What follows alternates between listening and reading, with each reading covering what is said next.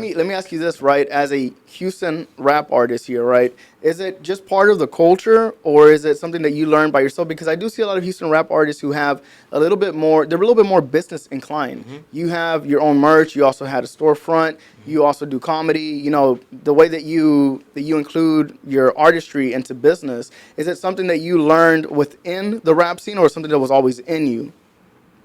Um, I would have to give credit to growing up Houstonian, a fan of hip hop culture, and seeing, just being around at that time where you see people, entrepreneurs like Jay Prince, Rapping Out Records, like you see Master P, like these different uh, record labels where it was grassroots, it was local, but it was still good.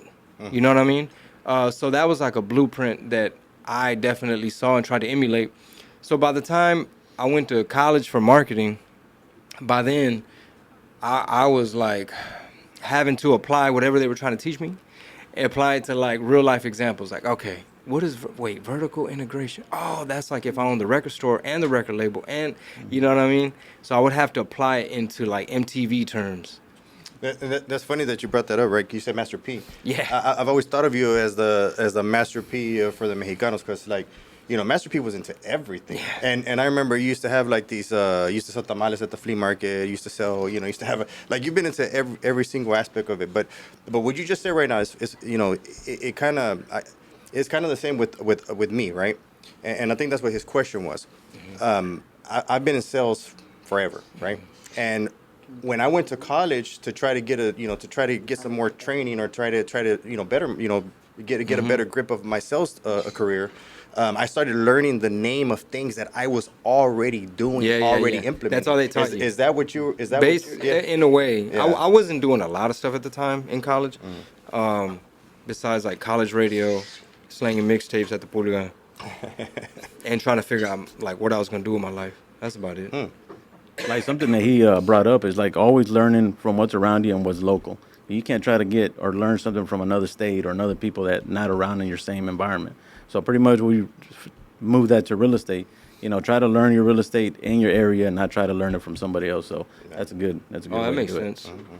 How much do you accredit your rise to stardom here in Houston to the style of raps that you were doing? They're a little bit separated from like the normal type of raps that we hear in Houston. It's a lot more towards the culture, the Mexican culture for sure, right? And not just that, like your raps they're catchy and they're funny, of course, right? How much do you accredit that to your success here in the Houston area? Do you feel like that was a major part of like making you stand apart, like stand My out? style, how Yeah, your I style, approached for it. sure. Yeah. I definitely tried to differentiate, to figure out how I was going to get some market share. So I saw kind of what everybody else was doing, and I was like, and I had to be true to myself. So, for example, I wasn't a gangster. I didn't sell drugs. Like, I didn't do none of that. Yeah. We're past 5-minute mark, right? Yeah, you're good. Yeah, you're good. Go for it. He's like, Yeah, go for it. We didn't know where you were going with this. Yeah. basically, I didn't fit the typical, template for what a hip hop rapper, somebody who's gonna rhyme words. So on paper, it's kind of like, bro, you have no business participating in this. You know what I mean? Like, you're a schoolboy. You know what I mean? Like, maybe you could be behind the scenes and manage something. You're not from the streets. Exactly. So I made sure that with my approach, I mean, at first I wanted to be behind the scenes, but once I realized I might have to actually be in the forefront, I wanted to take a comedic approach because I thought it would make things interesting and fun and not trying to be Mr. Tough Guy, lying and stuff. So I was like, okay, I'll just rap about what I know. I mean, it's really tough being from family being from Tamaulipas and not selling drugs. It's like, Yeah. I mean, that's Yeah, gotta be, that's gotta be really. Yeah. That gotta be pretty I hard thought he for said Mataulipas. Yeah, Tamaulipas, I mean, Tamaulipas. same but different. Same but different. Yeah, right? I feel like that, your essence of being different, not being, like the typical gangster, made you really like stand out for, a lot of different other artists. It was a risk. It was a risk for sure. And Houston was not my first market. Like, you would think that because I'm from here, I had to work my way around. And I was intimidated by Houston because I technically started in San Antonio, where I was like in college, because that's where I did college radio. That's where I started networking with local artists and just kind of learning the ropes.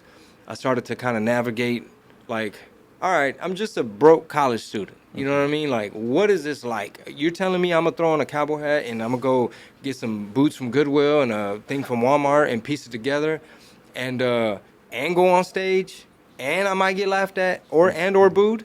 So it was like, I don't know if I'm gonna dive into this. Like, my idea might be too crazy. Like, they might not be ready for this, you know?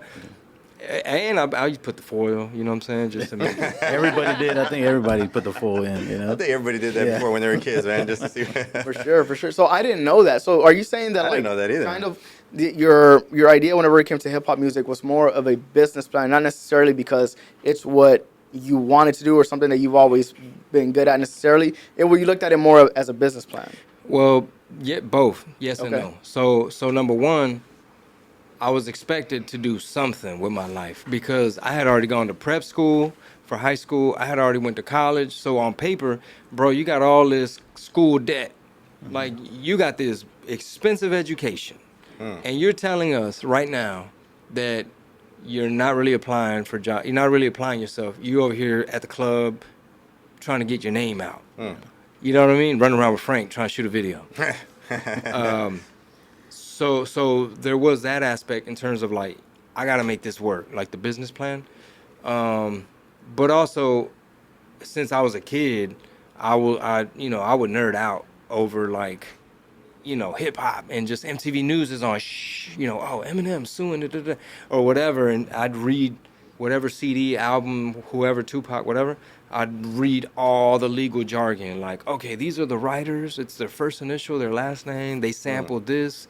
It all kind of came in handy when it was time to negotiate with P. Diddy and whoever else. Yeah. And I will tell y'all that story on tour, the P. Diddy. Okay. Yeah, Go for it's Surviving I, Diddy. I want to yeah. know that's what I was gonna ask. Did you survive it or? Yeah. Wait, hold on. Did he, Or- did he no, try to, he tried to- It's on tour. It's on tour. I'm gonna give you a couple. give me a sneak preview. Here go to. It's gonna say to be continued at the end of it. Okay. Okay. But I'll try to give you the quick version, right? So, Pitbull called me one day out of the blue. This is like a long time ago, and he's like, "Hey, I'm telling P Diddy that he better sign you. If not, Little John wants to sign you." And I was like, "Little John wants to sign me?" He's like, "No," but I told Little John, if anybody asks,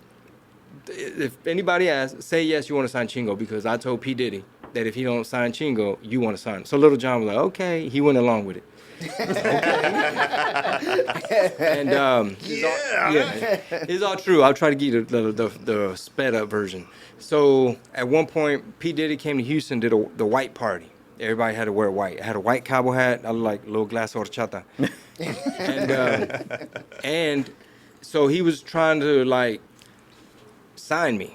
You know what I mean? And so he was like, we're over here at Hotel Derek. You and your boys pull up, blah, blah, blah. So I know some of y'all thinking like, hey, man, he invited you to his hotel room. Yeah. No. No. It was a The suite. lobby. Did he touch Yeah, you? it was did, HPD in the hallway. It was a lot of people, assistants. Hold on. Did he touch you, mijo? No, mijo.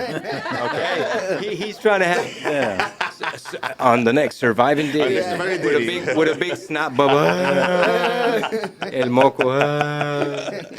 Hey, Chingo, did you ever wake up not knowing if somebody messed with your drink? Someone Not bring the knowing- doll out. Someone bring the doll out. Where did he touch you?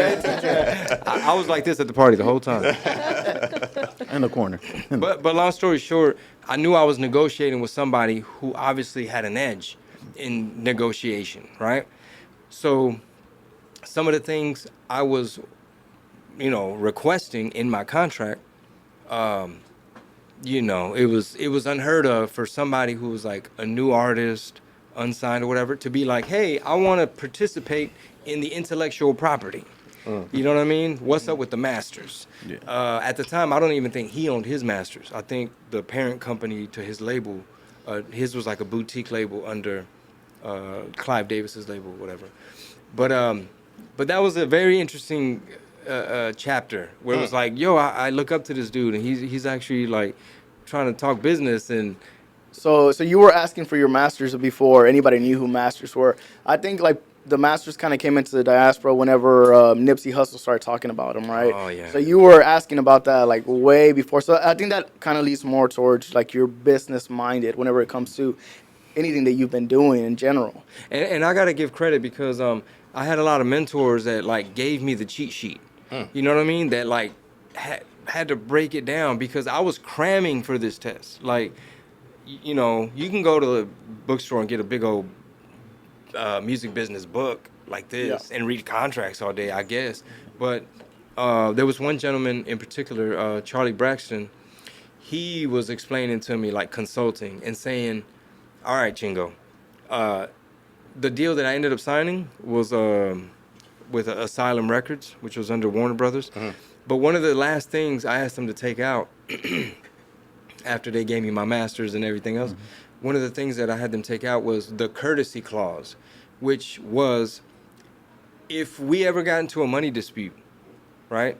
I'll give you an example. When Little John was owed money from his record label, they were holding his money hostage, right? It's like Big Bank take Little Little Bank, Bank, because yeah. it's like, oh, we're the distributor. It comes to us first, and then we divvy it to you, Yeah. artist.